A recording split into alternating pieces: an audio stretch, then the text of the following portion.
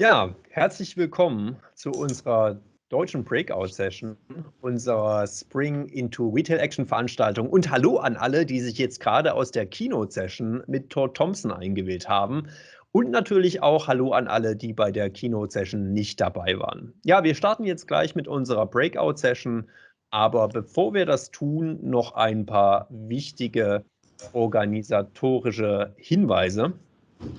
Ja, wie Sie sehen, wir nutzen hier Microsoft Teams. Hier noch ein kleiner Refresher. Sie sehen also die hier abgebildeten Symbole auf Ihrem Bildschirm und die helfen Ihnen bei der Navigation der Plattform. Sie können also sehen, wer sonst noch an der heutigen Veranstaltung teilnimmt. Sie können chatten oder auch während der Frage-Antwort-Runde, die wir später noch haben, eine Hand heben. Bitte lassen Sie Ihre Kamera und Ihr Mikrofon ausgeschaltet, damit wir heute einen reibungslosen Ablauf der Veranstaltung gewährleisten können. Und wichtig noch, durch die Teilnahme an der heutigen Veranstaltung ist es natürlich auch so, dass Ihre persönlichen Daten wie Name, E-Mail-Adresse oder gegebenenfalls sogar auch die Telefonnummer für andere Teilnehmer sichtbar sind. Insofern Sie das nicht möchten, können Sie anstatt live an diesem Event teilzunehmen, auch später die Aufzeichnung ansehen.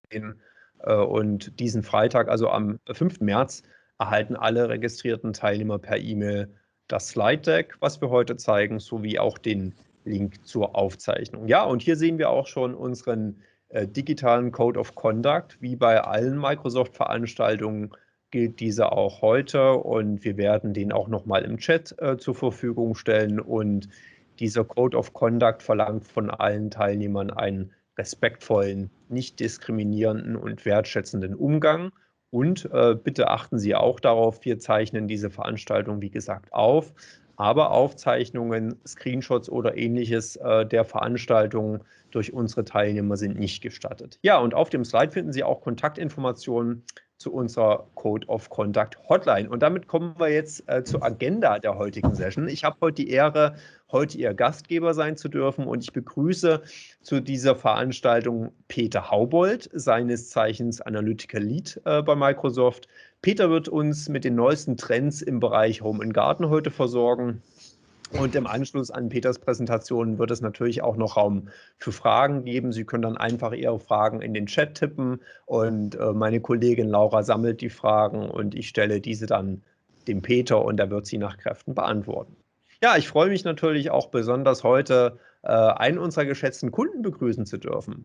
Alexander Wessels, Director Business Operations, Digital Marketing und Growth bei Möbel.de, wird mit meinem Kollegen Mario Klaus einige Fragen dazu beantworten, was die Herausforderungen im Business von Möbel.de sind und welche Rolle Search, im speziellen Microsoft Advertising, bei der Bewältigung dieser Herausforderungen stellt. Und ja, dann würde ich sagen, Peter, Alexander, Mario, herzlich willkommen und schön, dass ihr heute alle mit am Start seid. Und damit übergebe ich an meinen Kollegen, den Peter. Ja, herzlich willkommen auch von meiner Seite aus dem Homeoffice südlich von München. Kurze Vorbemerkung, meine Präsentation, also ich spreche natürlich auf Deutsch, aber die Folien sind auf Englisch. Der Grund ist, dass wir sehr oft internationale Kunden haben und wenn die das dann mit ihren Teams teilen, ist das auf Englisch deutlich einfacher zu machen. Ja, ich bin Analytical Lead für Deutschland. Früher hieß die gleiche Rolle Insights Manager. Das war bis vor einem Jahr und ich glaube, was wir heute machen, sind klassische Insights, was im Home and Garden Segment passiert ist. 2020 haben wir ein enormes Wachstum in den großen Kategorien gesehen. Wir haben hier also Home Appliances, Home Decor, Home Furniture, Kitchen and Dining und dann Yard Garden Patio, also alles, was mit dem Garten zu tun hat. Und wir sehen, dass dieses Wachstum in allen Märkten stattfindet. Deutschland, die hellgrünen Balken, ganz besonders deutlich.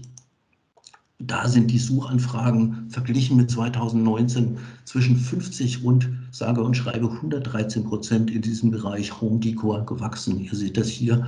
Also das sind stolze Zahlen und das hat natürlich damit zu tun, dass wir uns im Jahr der Pandemie befunden haben. Home and Decor war die Top-Kategorie und die Erklärung ist relativ einfach. Wir alle verbringen mehr Zeit zu Hause und ich glaube, es gibt bei vielen Menschen das Bedürfnis, dann eben auch in den eigenen Wohnraum, in das eigene Umfeld zu investieren und das ein bisschen erträglicher zu machen, wenn man schon sonst nirgends hin darf. Mehr Klicks, Das heißt natürlich mehr Suchen, das heißt natürlich auch mehr Klicks, also für euch positiv. Und auch hier sehen wir, dass wir dieses Wachstum in allen 4 Kernmärkten sehr deutlich festgestellt haben. In Deutschland die Wachstumsraten so zwischen 50% bei Home Decor und Home Furniture und bis zu 100% in der Gartenkategorie. Auch dort, denke ich, ist es relativ einfach zu erklären. Wir alle konnten im letzten Jahr kaum Urlaub machen, Strand, Berge weit weg.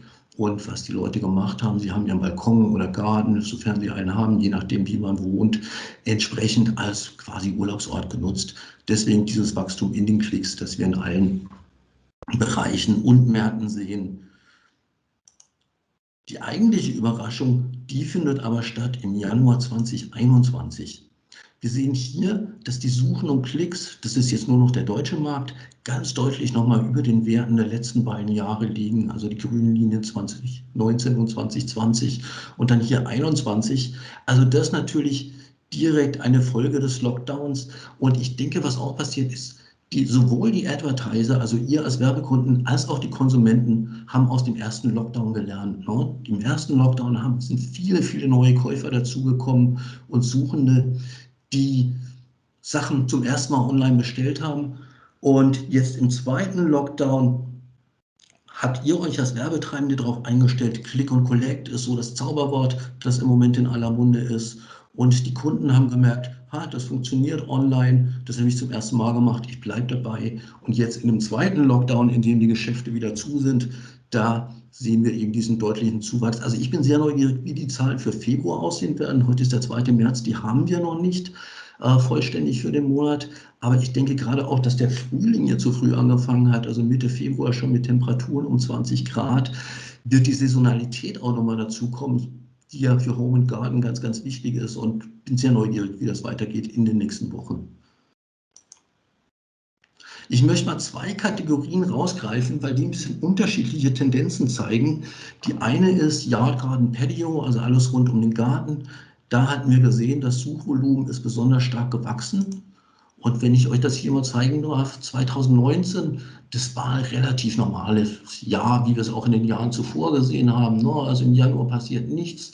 Im März, wenn der Frühling anfängt, dann gibt es diesen Anstieg in Suchen und Klicks. Das Ganze sind übrigens indizierte Zahlen. Und die Zahlen, die ich bisher gezeigt habe, die beziehen sich nicht nur auf Bing und Yahoo, sondern auch unsere Syndicated Partner sind damit drin. Das ist also unser gesamtes Netzwerk.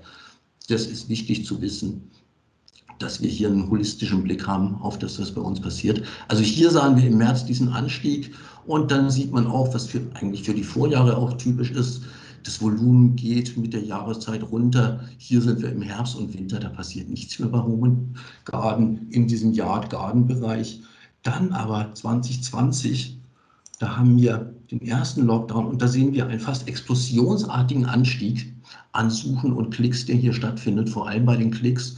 Und wir sehen auch nicht diesen schnellen Einbruch, wie wir ihn 2019 hatten, sondern wir sehen eigentlich dieses Plateau, das sich bis in den August oder ja, Ende August ungefähr hält und dann erst den saisonalen Einbruch, wenn der Herbst kommt. Die letzten Zahlen hier sind Mitte Februar, ich glaube für die Woche bis zum 16. Februar hatte ich noch Zahlen bekommen, die in dieser Präsentation sind. Im Januar der zweite Lockdown. Sehen wir hier, also das ist die Weihnachtswoche, da passiert traditionell in Search überhaupt nichts, aber hier deutlich im Januar bis Mitte Februar schon wieder ein Zuwachs an Suchen. Im Januar schon, das hatten wir hier zum Beispiel 2019 überhaupt noch nicht. Also ganz starke Saisonalität und wie gesagt, die Zahlen gehen bis Mitte Februar. Danach hatten wir diese Klimaschwankung von minus 20 auf plus 20. Ich gehe davon aus, dass es da nochmal rasant angestiegen ist. Zum Vergleich jetzt Home Appliances, die Geräte von Waschmaschine, Wäschetrockner, Espressomaschine, alles, was man so an Geräten für zu Hause braucht, da sehen wir eine völlig andere Kurve. Das ist sehr, sehr stark getrieben von Sales-Events. Hier haben wir die Cyber Week 2019 und 2020. Da sind die Geräte billiger. Das sind natürlich auch Einkäufe, die man nur einmal macht, nicht in der Gartenkategorie durchgängig Sachen, kleinere Anschaffungen, sondern teure Geräte investiert. Und da warten wirklich ganz viele, sowohl bei den Suchen als auch bei den Klicks, bis eben diese Sonderangebote in der Cyber Week verfügbar sind, wo man doch deutlich Geld sparen kann. Wir sehen, dass der Lockdown hier Der erste 2020 im März, April, ja, kleines Wachstum, aber nichts Außergewöhnliches, hat sich eher dann im Sommer fortgesetzt. Und im zweiten Lockdown, wir sehen das hier von der Cyber Week überlagert, die Weihnachtswochen wieder völlig runter und dann hier im Januar ein Anstieg. Also ist deutlich über dem Schnitt, aber bei weitem nicht so ein Einfluss der Pandemie, sondern wirklich ganz stark salesgetrieben. Für euch auch wichtig, das zu wissen, dass in verschiedenen Kategorien ihr also auch verschiedene Strategien anwenden solltet. Insgesamt kann man sagen, je strenger der Lockdown, umso höher aber das Klick- und Suchvolumen. Was ganz interessant ist, wenn man mal vergleicht, wonach die Leute suchen und wo sie klicken und das in branded Begriffe rausbricht, also Markenbegriffe und generische Begriffe, dann sehen wir, dass das Wachstum von beiden getrieben wird. Brand hat in den Monaten November bis Januar, jetzt die jüngste Periode verglichen mit dem Vorjahr, um 48% zugelegt, generisch um 52%, also ziemlich ähnliches Wachstum für beide. Ganz interessant für euch, dass bei den Brandbegriffen der CPC, der ohnehin bei Brand relativ günstig ist, nochmal um 13 Cent im Jahresvergleich runterging. Das ist in Dollar gerechnet, bei generisch mehr oder weniger unverändert. Da sprechen wir von minus 1 Cent. Insgesamt muss man aber sagen, im Bereich Home and Garden sind generische Begriffe deutlich wichtiger als Brandbegriffe. Das ist eine Zeitachse, die über 2 Jahre zurückgeht und wir sehen, dass die Suchanfragen im Home and Garden Bereich, das über alle Kategorien hinweg für generisch deutlich höher ist als für Brandbegriffe. Wenn man die Zahlen zusammenfasst, haben wir eine Ratio von 78% für generische Suchen, 22% für Brandsuchen. Um das zu verifizieren, möchte ich euch jetzt mal zeigen, Realdaten von einem großen Shoppingportal in Deutschland, dessen Keyword-Portfolio sowohl Produkte wie auch Brandnamen umfasst. Und es ist tatsächlich so, also um das wirklich zu verifizieren, dass wir hier auch sehen, die Klicks, die dieses Portal erhalten hat, kommen um die 85% im Schnitt tatsächlich von ihren generischen Keywörtern, um die 14-15%, im Januar waren es nur noch 13%, kommen von den Markenbegriffen. Markenbegriffe in diesem Fall, das könnte sowas sein wie Fissler Töpfe, ne, oder Kärcher Hochdruckreiniger, wie gesagt 15%, oder die reinen Brandbegriffe. Man muss dazu auch noch sagen, dass die Markenbesitzer natürlich auch einen Teil der Klicks kriegen. De facto ist also der Anteil ein bisschen höher. Was aber interessant ist, und das will ich euch zeigen, weil Home and Garden da wirklich eine Sonderstellung hat, wenn man das vergleicht mit dem gleichen Shoppingportal, was dort im Modebereich passiert, dann sehen wir hier, da sind fast 40% der Klicks kommen da von Brandbegriffen und nur 60% sind generisch. Also völlig andere Struktur, hängt sicherlich damit zusammen, dass viele Leute genau wissen, welche Klamotten sie tragen wollen und eher nach einer Levi's Jeans suchen, als einfach nur nach Blue Jeans. Im Home and Garden Segment wird eher das Produkt in den Mittelpunkt gestellt, wenn die Suche bei Bing oder Yahoo stattfindet. Kleiner Themenwechsel, dieser freundliche Herr auf dem Foto ist kein Virologe, denke ich mal. Ich habe das Bild ausgewählt, weil ich mit euch gerne ein Experiment machen möchte. Ich möchte ein Keyword unter das Mikroskop legen und ich habe einen Begriff ausgewählt, der eigentlich für jeden Heimwerker und Gartenliebhaber existenziell wichtig ist. Der Begriff, das Keyword ist Baumarkt. Denn wer nach Baumarkt sucht, der hat sich ja noch nicht entschieden, wo er einkaufen will, zu welchem Baumarkt er geht und nicht entschieden. Das heißt für euch, das sind eigentlich die potenziellen Neukunden, und die ihr mit generischen Begriffen wie Baumarkt erreichen könnt. Also wer diesen Klick bekommt, der hat eine gute Chance, auch einen neuen Kunden zu bekommen. Wenn wir uns erstmal das Klickverhalten anschauen für die letzten 3 Monate, sehen wir November, Dezember. Das läuft relativ gleichförmig, im Dezember ein bisschen weniger, weil wir da die Weihnachtswochen haben und die Weihnachtsferien. Aber dann im Januar Vervierfachung. Ne? Wir sind im Lockdown 4-mal so viel Klicks für dieses Keyword Baumarkt. Und was ich euch hier zeigen will, ist, dass die Pandemie in ganz starkem Maße auch den Wettbewerb beeinflusst. Ich erkläre euch das mal an diesem Chart. Ich habe hier 4 Advertiser rausgenommen oder Werbetreibende, die auf diesen Begriff Baumarkt bieten. Und der grüne Balken zeigt den Click-Share, den der Advertiser im vergangenen Jahr hatte, zwischen November und Januar und jetzt in der jüngsten Periode zwischen November und Januar. Und ihr seht, wir hatten hier vor einem Jahr einen Advertiser, der lag unangefochten auf Position 1. 1, ich nenne mal Advertiser B, der hatte über 50% Clickshare, also mehr als die Hälfte aller Klicks auf dem Begriff Baumarkt auf dieses Keyword wanderten zu diesem Advertiser. Wenn ihr jetzt schaut, der Clickshare hat sich mehr als halbiert, er ist jetzt ungefähr bei 20%, belegt gerade noch so den zweiten Platz. Die letztjährige Nummer 2 hatte so knapp 40%, hat ein bisschen zugelegt, aber die Führung übernommen. Dann ganz interessant hier C, der springt von 0 auf den dritten Platz. Also ein Jahr vorher hat er für Baumarkt entweder noch gar nicht drauf geboten oder keine Klicks bekommen. Jetzt ist er fast bei 17, 18%, glaube ich, Platz 3. Und dann hier die letztjährige Nummer 3, die hat einen relativ kleinen Anteil, lag auf Platz 3, hat ihren Klickanteil vervierfacht tatsächlich, ist trotzdem von 3 auf 4 abgerutscht.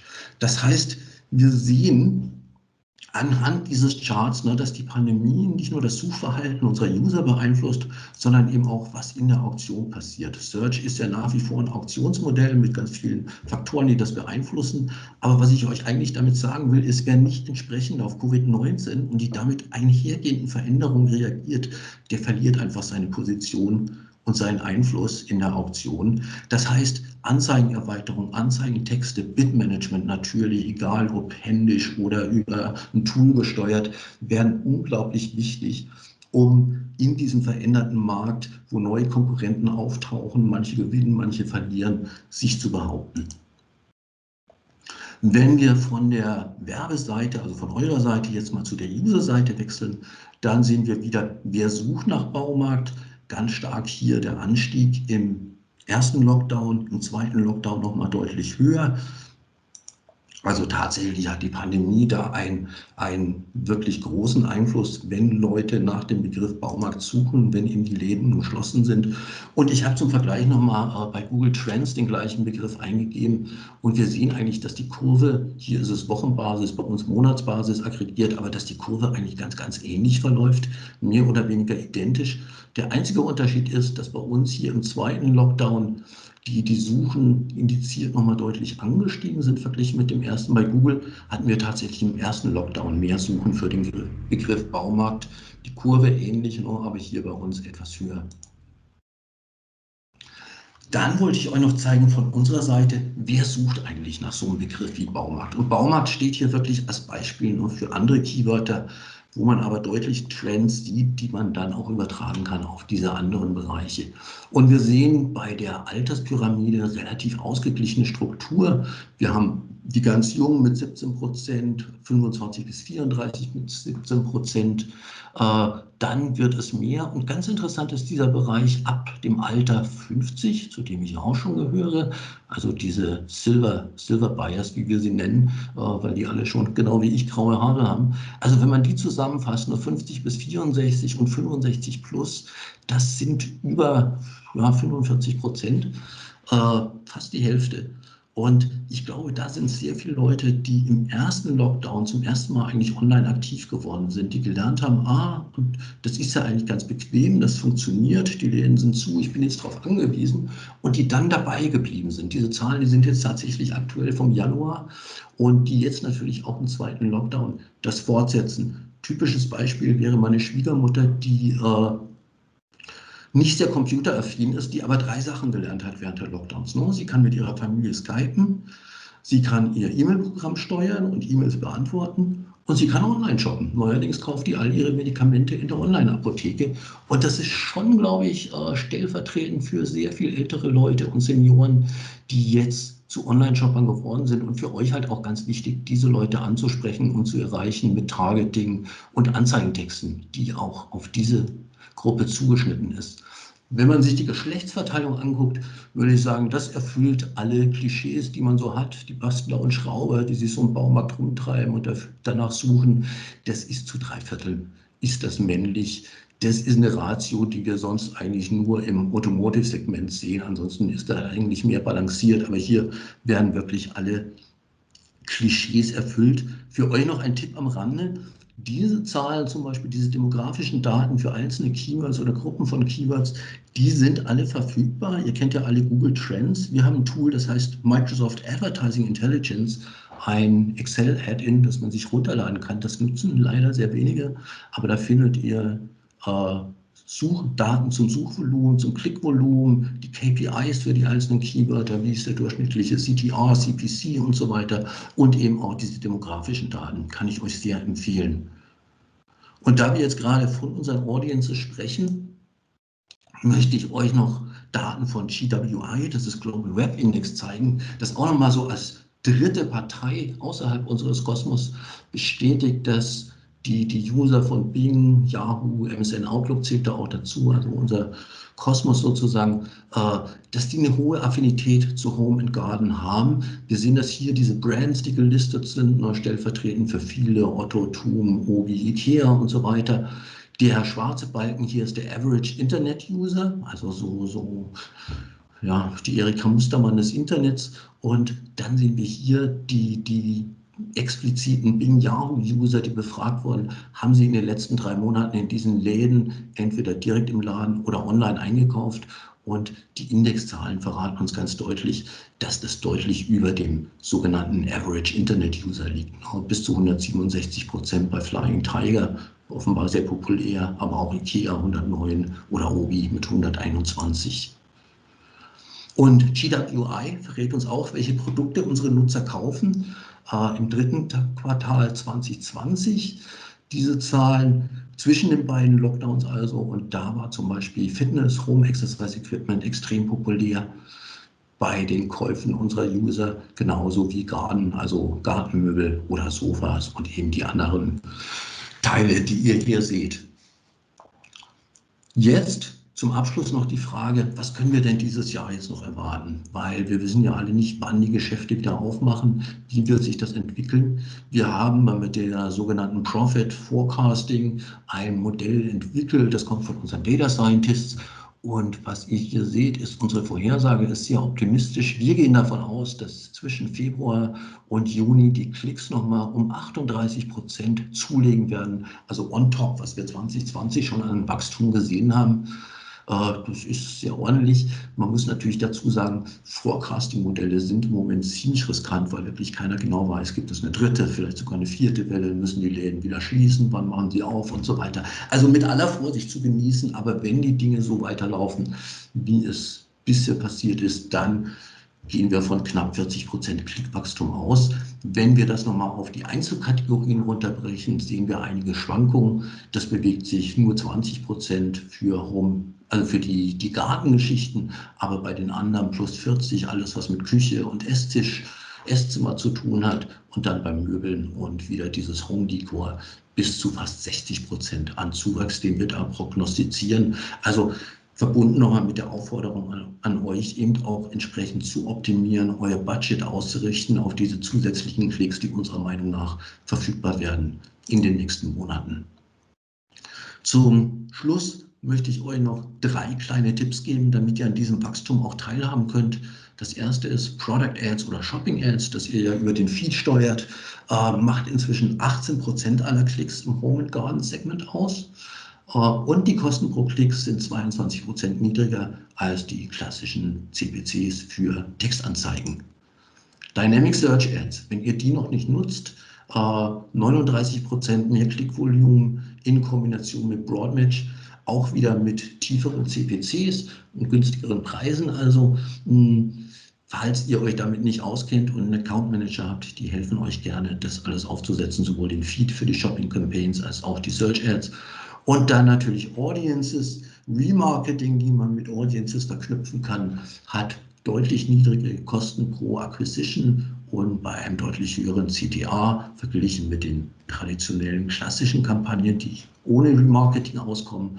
Und wir haben natürlich auch die In-Market Audiences, die ihr ganz gezielt als Target benutzen könnt, um zusätzliche Käuferschichten zu erschließen. So, damit bin ich am Ende meines Vortrags. Vielen Dank für die Aufmerksamkeit. Ich hoffe, ihr habt da ein bisschen was rausziehen können. Und Frage an Laura und Simon, habt ihr im Chat Fragen bekommen zu den Sachen, die wir bisher erzählt haben? Also ja, auf jeden Fall. Lieber Peter, danke erstmal für die Präsentation. Ich fand besonders beeindruckend diesen explosionsartigen Anstieg, ne? Also über 250% der Suchen im März zum ersten Lockdown und aber auch die Unterschiede zum Thema Home Appliances. Da war es ja im ersten Lockdown eher verhalten und im zweiten Lockdown ist das dann mit über 250% durch die Decke gegangen. Aber ja, wir haben in der Tat 2 Fragen gehabt. Danke auch nochmal an Annelie für diese Fragen. Und du hattest vorhin auf einer Folie gesagt, je strikter der Lockdown, desto mehr Suchen gibt es zum Thema Baumarkt. Und die Frage ist, möchtest du damit sagen, dass Retailer, die Gartenmöbel oder Gartendeko im Sortiment haben, das Keyword Baumarkt einbuchen sollen? Oder wem speziell würdest du das empfehlen, falls das nicht deine Empfehlung ist? Also ich würde das jedem empfehlen, der Baumarktprodukte anbietet. Ne? Es muss nicht unbedingt tatsächlich ein Baumarkt sein, aber natürlich ist Gartenmöbel zum Beispiel ein ganz wichtiger Bestandteil jedes Baumarkts. Gerade diese Gartenabteilungen sind dort ja sehr groß ausgebaut. Und selbst wenn ihr als Advertiser kein Baumarkt seid, aber euer Produktportfolio überlappt mit dem, was im Baumarkt nun geboten wird, kann es sich natürlich lohnen, auch so ein Keyword zu bieten. Die Auktion, typischerweise liefern wir 4 Ads aus, muss man natürlich ein bisschen experimentieren, lohnt sich das, kann ich gegen die großen Marken, weiß ich jetzt nicht, wie Bauhaus oder Obi oder so oder Tom, ankämpfen mit meiner Bid-Struktur. Aber ich denke, ein Versuch ist es wert und ich glaube, man kann da durchaus zusätzliche Käufer finden, denn wie gesagt, wer nach Baumarkt sucht, der hat sich eben noch nicht entschieden für das Bauhaus oder Tom oder Obi, sondern der ist noch offen, um beeinflusst zu werden durch eure Anzeigen. Vielen Dank. Du hattest auch noch eine Folie gehabt, wo du eben einen Forecast gezeigt hast, ne? Also da ging es um die Klicks, um die Prediction mit dem Wachstum, die wir da sehen, dass wir da sehen werden bis zum Juni. Und Ja. hier haben wir noch die Frage bekommen, wie siehst du denn das Thema Streuverluste? Geht denn aus deiner Sicht das Klickvolumen dann auch mit einer steigenden Nachfrage einher? Kannst du dazu oder können wir dazu etwas sagen? Das ist, glaube ich, relativ schwierig zu beantworten. Kannst du noch mal kurz den ersten Teil der Frage wiederholen, Simon? Ja, selbstverständlich, sehr, sehr gerne. Die Frage ist, eben die Aussage ist ja, dass wir im Forecast sagen, das Klickvolumen steigt. Und die Frage ist, wie ist denn das mit der Nachfrage? Also klar, das Volumen steigt, aber rennt die Nachfrage gleich mit dem Volumen mit? Ist die Nachfrage dann genauso groß oder gibt es dann eher Streuverluste, die man in Kauf nehmen muss, die dann die Nachfrage wesentlich abschwächen? Ja, also die Streuverluste wird es sicher geben, aber ich denke, Suchvolumen ist ja das, was wir quasi an Usern haben, die suchen. Wenn das Suchvolumen wächst, wächst in der Regel das Klickvolumen parallel mit. Es gibt da manchmal kleine Schwankungen, dass das Suchen weniger wachsen als die Klicks. Das hat mit Saisonalität manchmal zu tun, mit bestimmten Trends, die plötzlich auftauchen. Aber im Grunde, das hat man auch vorher in den Kurven gesehen, oder für die Gartengeschichte und die Home Appliances kann man sehen, dass das Suchvolumen und Klickvolumen immer relativ parallel läuft. Also sicher wird es einige Suchen geben, die nicht unmittelbar in Paid-Click münden, sondern vielleicht über ein organisches Link einfach zu einer Seite führen oder die Suche wird mehrfach modifiziert, bis man dann tatsächlich zu einer Conversion oder zum Abschluss kommt. Aber im Großen und Ganzen, denke ich, läuft das in der Regel relativ parallel. Wunderbar. Also, lieber Peter, herzlichen Dank nochmal für deine Präsentation. Und dann würde ich sagen, freuen wir uns jetzt sehr gemeinsam auf ein spannendes Interview. Ich begrüße ganz herzlich den Alexander Wessels, Director Business Operations, Digital Marketing und Growth bei Möbel.de und meinen Kollegen, den Mario Klaus, seines Zeichens Account Director bei Microsoft Advertising. Also Alex und Mario, let's go. Schön, dass ihr da seid und los geht's. Hallo. Vielen Dank, Simon. Vielen Dank natürlich auch, Peter, für die spannenden Insights. Vielen Dank auch an alle Teilnehmer für Ihre Aufmerksamkeit. Wir freuen uns, dass ihr alle erschienen seid. Alex, natürlich erstmal ein großes Dankeschön an dich, dass du auch dabei bist. Ja, und ohne groß dran rumzuschweifen, möchten wir natürlich direkt anfangen. Alex, magst du uns vielleicht direkt als erstes erzählen, wer ist Möbel.de und was macht euer Business aus? Genau, also Möbel.de, muss man erstmal wissen, verkauft keine Möbel. Ne? Das klingt erstmal ein bisschen komisch.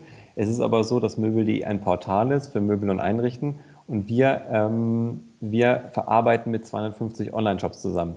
Das heißt, auf der einen Seite sind unsere Kunden Höffner, Lutz, Segmüller, Hardegg, dann natürlich die ganzen Pure-Player wie ein Online, wie ein Ries Ambiente, ein Lifestyle for Living, aber auch Retailer wie ein Rewe und ein TOM, von denen wir gehört haben, das sind unsere Kunden. Und wir haben zwischen 3 und 5 Millionen Besucher auf der Plattform möbel.de jeden Monat. Und wie gesagt, wir sind eine vertikale Search Engine für Möbel. Das heißt, wir sind fokussiert auf Sofas, auf Wohnwände, auf Betten, auf Gartenartikel etc., aber auch in Richtung Heimtext, Deko und Baumarkt, da auch sind wir entsprechend stark. Also ein Business über Partnerschaften sozusagen, super spannend. Was sind denn als Portal eure Herausforderungen? Genau. Also wir haben ja zwei Kunden. Auf der einen Seite ist der Nutzer und den Nutzer, diese 3 bis 5 Millionen Besucher pro Monat, die wollen wir zum Wunschprodukt führen. Ne? Die sollen ja ein Produkt finden und dann bei unseren Partnern entsprechend kaufen und müssen sich dann entsprechend nicht über 250 Online-Shops durchwurschteln, sondern haben eine Plattform, wo sie ihr Wunschprodukt finden können. Und auf der anderen Seite sind ja diejenigen, die dann unsere Brötchen bezahlen, das sind unsere Partner und die wollen eine entsprechende Traffic-Qualität haben. Das heißt, der Traffic, den wir denen verkaufen, soll natürlich auch konvertieren, sodass wir glückliche Partner haben. Ne? Euch geht es ja genauso. Und wir haben ein freies Preissystem bei uns. Das heißt, Partner können bieten pro Produkt, was sie an CPC bezahlen möchten. Das heißt, die können immer sagen, die Traffic-Qualität geht nach oben, dann kriegen wir mehr CPC. Und wenn die Traffic-Qualität ein bisschen nach unten geht, kriegen wir ein bisschen weniger CPC. Am Ende wollen wir aber Traffic-Qualität liefern, die entsprechend zu Conversions, zu Verkäufen bei unseren Partnern führt. Ich meine, das sollte immer das große Ziel sein, wie du schon gesagt hast. Auf jeden Fall sehr, sehr spannend, das zu hören. Meine Frage jetzt ist wirklich, wie sind denn die aktuellen Herausforderungen diesbezüglich auch in der derzeitigen Pandemie? Was hat sich für euch geändert? Genau, also vielleicht mal organisatorisch ein Thema. Klar, wir sind jetzt alle im Homeoffice. Bei uns ist grundsätzlich das Büro offen, aber viele Leute sind im Homeoffice und arbeiten auch aus dem Homeoffice. Das heißt, dieser, sagen wir, Kaffee, Pausenaustausch etc., der fehlt halt auch in den Marketing, auch entsprechend in den Marketing. Jetzt sehe ich irgendwie andere Folien hier gerade, in den Marketing-Teams etc. Aber wir kämpfen natürlich auch oder mit den Partnern gegen diese Lieferproblematik. Ne? Also viele Partner haben aufgrund dieser Nachfrage, die wir in den vorigen Folien ja gesehen haben, leere Lager etc. Das heißt, wir müssen auch mit unseren Partnern darüber sprechen, inwiefern sie Produkte pushen, die noch entsprechend verfügbar sind. Sehr spannend, denn das ist natürlich auch das, was wir gemerkt haben, dass unsere Partner nicht mehr liefern können und Lieferengpässe haben. Du sagtest schon, ihr müsst da mit euren Partnern sprechen. Wie löst ihr denn gemeinsam mit euren Partnern diese Herausforderung? Genau, also am Ende ist es ja so, dass unsere Partner uns die Produkte in sogenannten Produktdatenfeeds übergeben und dann geht es ja darum, dass sie die Produkte nach vorne bringen, die entsprechend noch lieferbar sind. Das heißt, abhängig von der Lieferzeit sollten die CPCs für Produkte entsprechend erhöht werden, die kurzfristig lieferbar sind und die eventuell längere Lieferzeiten haben, entweder aus dem Feed nehmen oder halt entsprechend runterbieten. Ne? Also, aber das ist natürlich schon ein sehr intensives Coaching notwendig, dass wir die richtigen Produkte auf die richtigen Positionen schieben. Weil am Ende CPC, wie bei Microsoft Advertising auch, ist ein treibendes Kriterium, wo das Produkt bei möbel.de oder bei Wing entsprechend steht. Aber das spricht ja auch für euch, dass ihr eure Partner dahingehend unterstützt. Also von daher ist das natürlich sehr schön zu hören.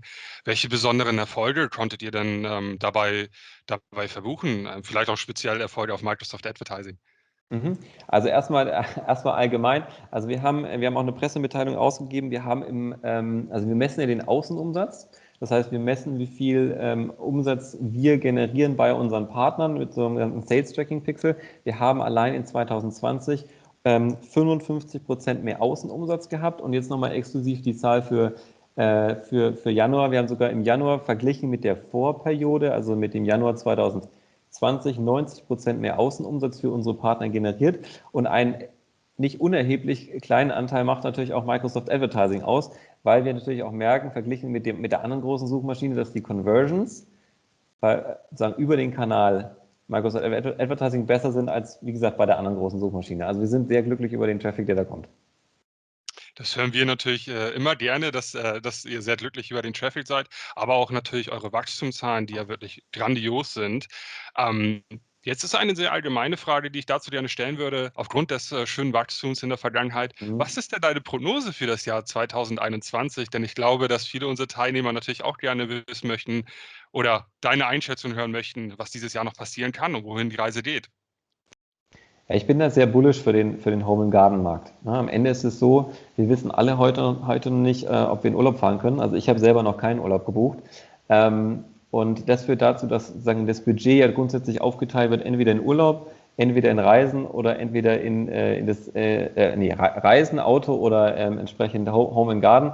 Und da wahrscheinlich die Möglichkeit nicht besteht, großartig zu reisen, wird viel Geld in Home and Garden fließen, sodass ich glaube, dass wir ein deutliches Wachstum sehen werden, auch gegenüber 2020. Wie funktioniert denn die derzeitige Zusammenarbeit mit Microsoft? Also ich kann die Frage auch noch mal kurz beantworten. Also wir sind ja neu zusammengekommen Anfang des Jahres. Mein Team ist sehr glücklich darüber, dass wir regelmäßig im Austausch sind und ich bin gespannt, dass wir sozusagen einigen Mehrtraffic auch in 2021 nochmal von euch bekommen. Vielen Dank, Alex. Wirklich sehr spannend. Vielen Dank für deine Insights.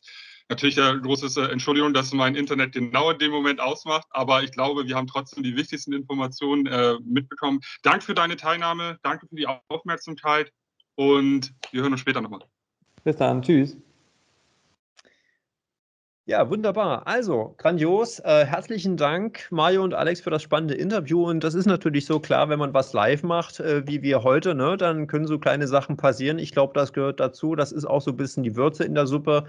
Für alle, die in den sozialen Medien unterwegs sind, wir freuen uns natürlich über eine Erwähnung mittels Hashtag MSFT-Ads. Außerdem ist uns Ihr Feedback zur Veranstaltung wichtig. Nach der Veranstaltung wird es einen Umfragelink geben. Am Freitag kommt dieser Umfragelink per E-Mail. Würden uns sehr freuen, wenn Sie daran teilnehmen an dieser Umfrage, damit wir besser werden können. Und natürlich, wie schon eingangs gesagt, es wird eine On-Demand-Version geben. Ja, und für alle, die noch Kontakt mit uns aufnehmen möchten, Sie sehen hier auf der Folie nochmal die einzelnen Möglichkeiten, mit uns in Kontakt zu treten.